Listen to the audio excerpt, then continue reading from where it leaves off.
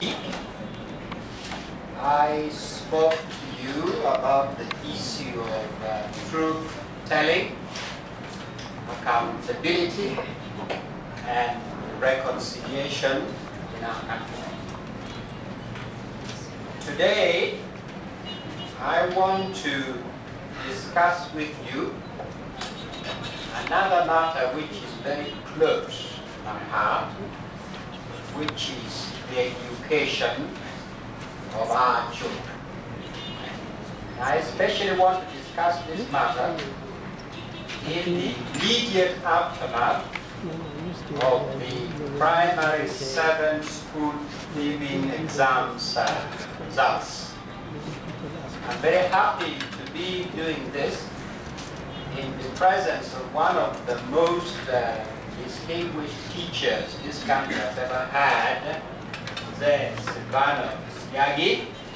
Those of you who come from Eastern Uganda will know that he's a legend as a teacher, so I'm very honored, very privileged to be discussing this matter in his presence today. Let me begin by just reminding you of some statistical facts, just the lay of the land, looking at the PLE results. As you know, almost 50% of the schools that participated in PLE did not get a single first grade, not one. 50% of the schools, which come to, I think, a little over 5,000 schools in the country. As you know, the worst performed subjects, dramatically the worst, the lowest distinctions, were mathematics and English. You all know that those two subjects particularly are the foundation of any formation and education today. In our PLE, they are dramatically worst performed subjects. You also will have seen that Uganda has the most dramatic dropout rate in primary schools. For example, I think something in the range of 72%, I mean 72% of pupils who had enrolled in 2002, they dropped out by 2008. Fully 72%. And 71% of those who had enrolled in the previous years had dropped out by 2006. Over the last 7 years, fully 9 million pupils dropped out of primary school.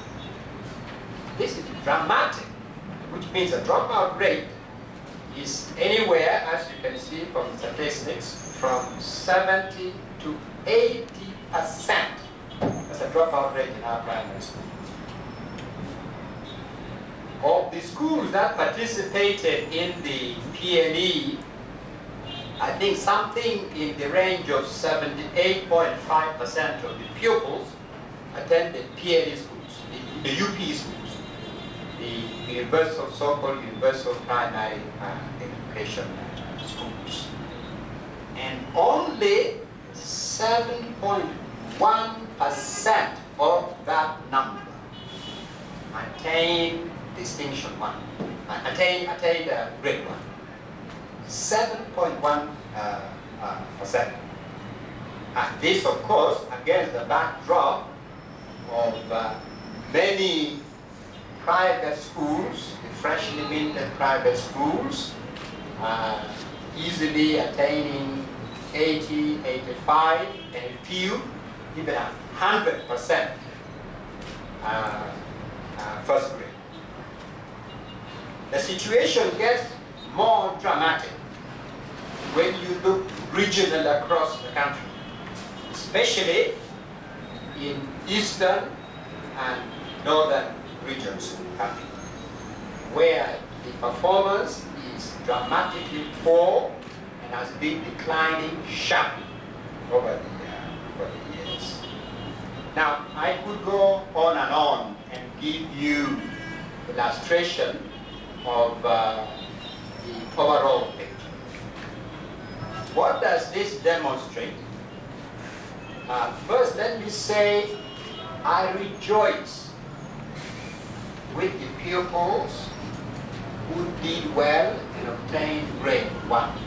I rejoice with them and their parents and their teachers.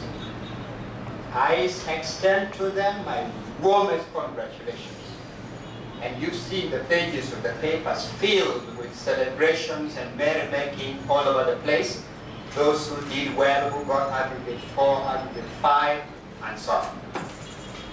But I have to say that this merrymaking, this party, masks a catastrophe for our country in the education sector.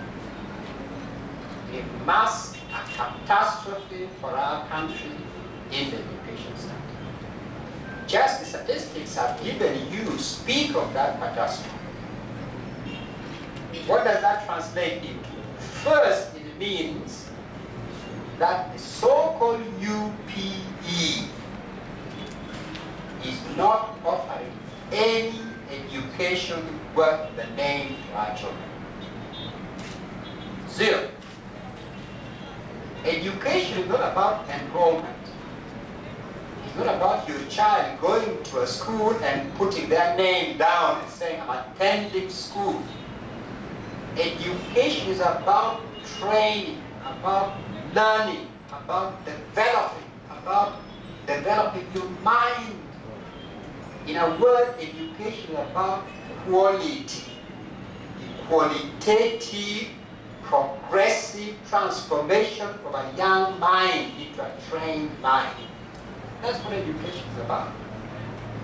It's not about going week in, month in, and simply sitting under a tree in a class and learning nothing. But that clearly is what is happening in the UPE schools. It's a complete catastrophe for our country. And I'm really, it's a disgrace what the ministers are saying, that none of them is facing up to any of these issues. Minister Lupo, when asked about the issue of automatic promotion, all she could say is, this is a sticky issue for which we need a solution. I've never heard anything so banal from a minister in the face of the catastrophe we are facing. Secondly, it underscores the segregation in our land. Segregation in our land.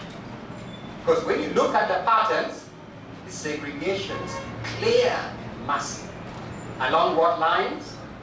The segregation along regional lines, horizontally along regional lines. As I said, the situation in North and East, dramatic. The whole country is a catastrophe. And it becomes really dramatic as you go north and as you go east. It's a segregation vertically, because the high-performing schools are by definition private, high-fee paying schools, which therefore means that the regular, ordinary families are excluded. They cannot, by definition, afford fees of the high-performing schools. Even if they try to sacrifice everything, they couldn't live out. So they're completely excluded. So we have a vertical exclusion along economic lines. And then we've got this segregation in terms of rural Uganda and urban Uganda. And even when you see little spots of good performance up country, the chances are it's all being scored on the basis of 1 or 2 schools in the big town, not schools in the villages. So when you see good performance in Kabale district, the chances are it's one small school in Kabale town. Or you see a good performance in Gulu district, the chances are in Gulu town there's one private school that has got 90% first grade. That is what has pulled up Gulu district, not the rest of the outlying schools in the countryside. So we're in a situation where our regular schools, the village schools that used to produce and have produced some of the best minds in our country, professors, mathematicians, scientists, doctors, engineers, teachers, not anymore on the basis of what we are receiving. Not anymore. So what we are facing is an absolute catastrophe. And contrary to the boast of Yoweri Museveni about Uganda racing towards 2040 to be a middle-income country, how absurd. On the basis of this, how absurd. You can only develop if you've got a rising tide that is lifting all the boats. You can't develop on the basis of a so-called rising tide that is only lifting a couple of boats in the country. So, what do we need to do? First, it's actually all laid out here. All laid out in our manifesto for 2011. It's all laid out here in detail if you want to consult. But first, there is no beating about the bush. We have to completely revamp and reorganize the UPE system or scrap it altogether. I speak with a lot of pain because I'm one of the team that designed the Millennium Development Goals. And one of those goals that we designed when I was at the United Nations was precisely UPE. But I didn't imagine that UPE would be abused the way I've seen it in Uganda. UPE is supposed to work on the basis of planning. You plan for years to put it in place. You invest in building new schools and new classrooms and training teachers. That's how you prepare for a UPE experience. And then you go UPE. And the monies you receive from abroad for UPE and what you generate locally, you use for education. Don't steal it. That's how you implement UPE. Alas, in Uganda, Museveni woke up one day, discovered this would be a good source of easy money from abroad, telling the world, look, I've gone UPE, I've got high enrollment schools, give me money, which money is then pocketed right here in Kampala. So, Uganda embarked in 1997 on UPE without the slightest planning preparation for investment. It's little wonder that the result is complete catastrophe. You have to ask, if what I'm saying is not true, ask all the ministers and the generals and the members of parliament where their children go to school. That's the real test, where their children go to school. If UP is a wonderful experience, why are their children not in UP?